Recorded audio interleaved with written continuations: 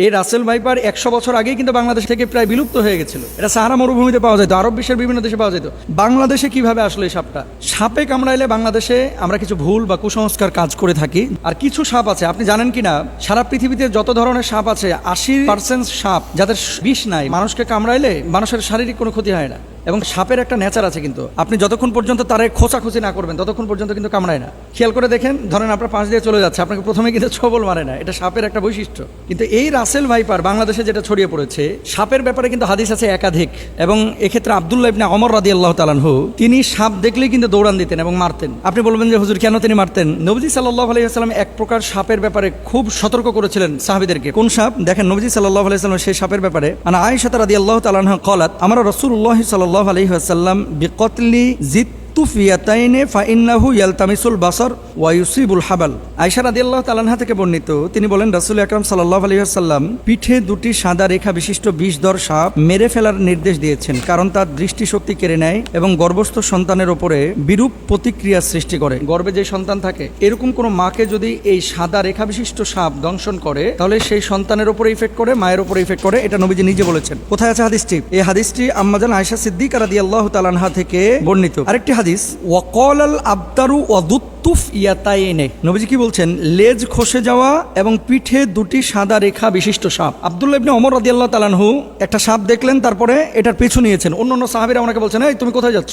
এই যে সাপ, নবীজি সাল্লাল্লাহু আলাইহি ওয়াসাল্লাম তো সাপ দেখলে মেরে ফেলতে বলেছেন, এই জন্য আমি মারার জন্য যাচ্ছি। তো সাহাবীরা বললেন, তুমি কি শোনো নাই যে ঘরে এবং ঘরের বাইরে যে সমস্ত সাপগুলা মানুষের আশপাশে থাকে, এই সাপগুলো তোমাকে দংশন না করলে, তোমার ক্ষতির কারণ না হলে তুমি তাকে হত্যা করতে পারবে না। এটা নবীজি নিজেই নিষেধ করেছেন। তাহলে কি এখান থেকে বোঝা যায় যে যেই সাপটা আপনার শরীরের জন্য ক্ষতিকর, আপনার জীবন বিনাশ করবে, সেই সাপকে আপনার হত্যা করতে হবে। আর কিছু সাপ আছে, আপনি জানেন কিনা, সারা পৃথিবীতে যত ধরনের সাপ আছে 80% সাপ যাদের বিষ নাই, মানুষকে কামড়াইলে এই মানুষের শারীরিক কোনো ক্ষতি হয় না। এবং সাপের একটা নেচার আছে, কিন্তু আপনি যতক্ষণ পর্যন্ত তারে খোঁচাখুচি না করবেন ততক্ষণ পর্যন্ত কিন্তু কামড়ায় না। খেয়াল করে দেখেন, ধরেন আপনার পাশ দিয়ে চলে যাচ্ছে, আপনাকে প্রথমে কিন্তু ছোবল মারে না, এটা সাপের একটা বৈশিষ্ট্য। কিন্তু এই রাসেল ভাইপার বাংলাদেশে যেটা ছড়িয়ে পড়েছে, এই রাসেল ভাইপার 100 বছর আগেই কিন্তু বাংলাদেশ থেকে প্রায় বিলুপ্ত হয়ে গেছিল। এটা সাহারা মরুভূমিতে পাওয়া যেত, আরব বিশ্বের বিভিন্ন দেশে পাওয়া যেত। বাংলাদেশে কিভাবে আসলো এই সাপটা? এখন আমরা জানি না যে এটা কারো ষড়যন্ত্র কিনা বাংলাদেশের কৃষিখাত ধ্বংস করার জন্য। এই রাসেল ভাইপার ছাড়ে দিলে কৃষকরা ভয়ে মাঠে যাবে না, ধান কাটতে পারবে না, বা জঙ্গলে যাবে না, কারণ এটার ইফেক্ট কিন্তু কৃষিখাতে অবশ্যই পড়বে।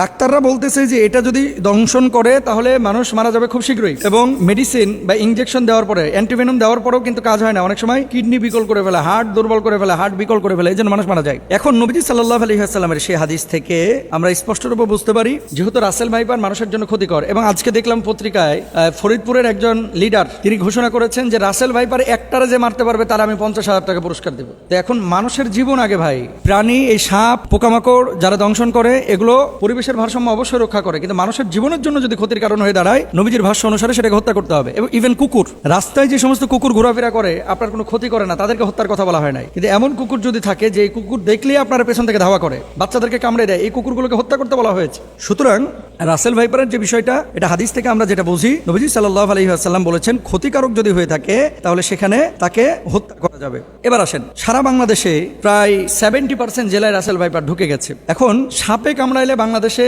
আমরা কিছু ভুল বা কুসংস্কার কাজ করে থাকি, যেগুলো আসলে চিকিৎসা বিজ্ঞানের আলোকেও অথেন্টিক না এবং কোরআন হাদিসের আলোকেও অথেন্টিক না। মনে রাখতে হবে, যখন কোনো বিষয় আপনার শারীরিকভাবে কোনো ক্ষতি করছে, প্রথমত আপনাকে কারণটা বের করতে হবে যে কি কারণে এটা হলো। সাপে কামড়াইছে, সাপে কামড়ানোর পরে এই বিষটা কিন্তু আপনার শরীরের মধ্যে ঢুকতেছে। এখন আপনি শরীরের মধ্যে বিষ ঢুকেছে, ওই জায়গাটা না বেঁধে আপনি নিয়ে গেলেন ওঝার কাছে। ওঝা কি করতেছে? ওই তদবির করতে করতে করতে করতে, আগে যেমন বাংলা সিনেমায় দেখা যাইতো, ওই যে বিন বাজাইতেছে আর কাটিয়া যেই সাপটা দংশন করছে এ আবার উড়িয়া চলে যেতেছে একেবারে। হ্যাঁ, আসার পরে ওখানে মনে করেন মুখটা দিয়ে আবার মনে করেন বিষ বাইর করে ফেলে। এগুলো মিথ্যা কথা ভাই, এগুলো কোনো ভিত্তি নাই। তবে হ্যাঁ, নবীজি সাল্লাল্লাহু আলাইহি ওয়াসাল্লামের সাহাবীরা একটা কাজ করেছিলেন, সূরা ফাতিহা পড়ে ওই জায়গাটায় থুথু লাগিয়েছিলেন, তারপরে ওটা বের হয়ে গেছিল। এর মানে এই না যে থুথু লাগাইলেই সাপের বিষ বাইরে হয়ে যাবে। কামড়াইছে রাসেল ভাইপার আর আপনি নামাজ পড়েন না, রোজা করেন না, থুথু লাগাই দিতেছেন, থুতুকে ওখানে কপ ফেললেও কিন্তু বিষ বাইর হবে না। এগুলো খেয়াল রাখতে হবে। তাহলে আপনার করণীয় কি? আপনাকে যাইতে হবে ডাক্তারের কাছে। আপনি ডাক্তারের কাছে যান, যাওয়ার পরে আপনি চিকিৎসা নেবেন। আর ওঝা, তারপরে বিন বাজানো, এই সমস্ত জিনিসগুলো অথেন্টিক যেহেতু না, যে জায়গাটায় অথেন্টিক বা কারো কাছে এমন কোনো মেডিসিন থাকলে আপনি সেই জায়গাটায় চিকিৎসা নিতে পারেন। আবার আমাকে ভুল বুঝেন না, ঝাড়ফুঁক ইসলামে কিন্তু জায়েজ, কিন্তু কবিরাজির নামে এই যে বিন বাজাইতে বাজাইতে সাপকে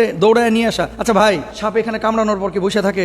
বুঝলেন কথা? ধরেন কামড়াইলো উত্তরা 10 নম্বর সেক্টরে, সাপটা 10 নম্বরে কামড়ায়া ওই ভাসতে ভাসতে ভাসতে ভাসতে রাত্রে সফর করতে করতে টঙ্গি চলে গেছে। এখন আপনি এখানে বিন বাজাইতেছেন, সাপ আছে টঙ্গিতে, উত্তরা 10 নম্বর থেকে গাড়ির আওয়াজে সাপ বিনের আওয়াজ পাইবে কিভাবে?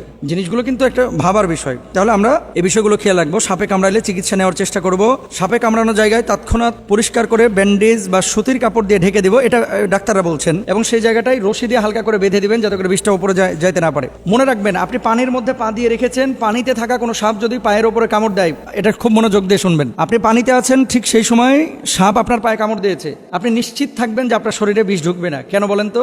সাপটা যখন কামড় দেয়, বিষটা যখন এই তার দাঁত থেকে বা মুখ থেকে ছাড়ে, বিষটা ছাড়ার সাথে সাথে পানির সাথে মিশে ওই বিষটার শরীরের মধ্যে ঢুকে না। এই জন্য সাধারণত বিষধর সাপ পানির মধ্যে কামড় দেয় না। এই ধরা সাপ টোরা সাপ যেগুলো কামড় দেয়, চিন্তার কোনো কারণ নাই। কিন্তু শুকনো জায়গায় যদি আপনারা সাপে কামড় দেয়, বি কেয়ারফুল, এখানে আমাদের সচেতন হতে হবে। অনেকে সাপে কামড় দেওয়ার পর ওই জায়গাটায় মুখ লাগায় চুষে বিষ নামানোর চেষ্টা করে, এটা সম্ভব না। চুষ দিয়ে বিষ বাইর করাটা, এটা বিশেষ করে রাসেল ভাইপারের কোনোভাবেই সম্ভব না।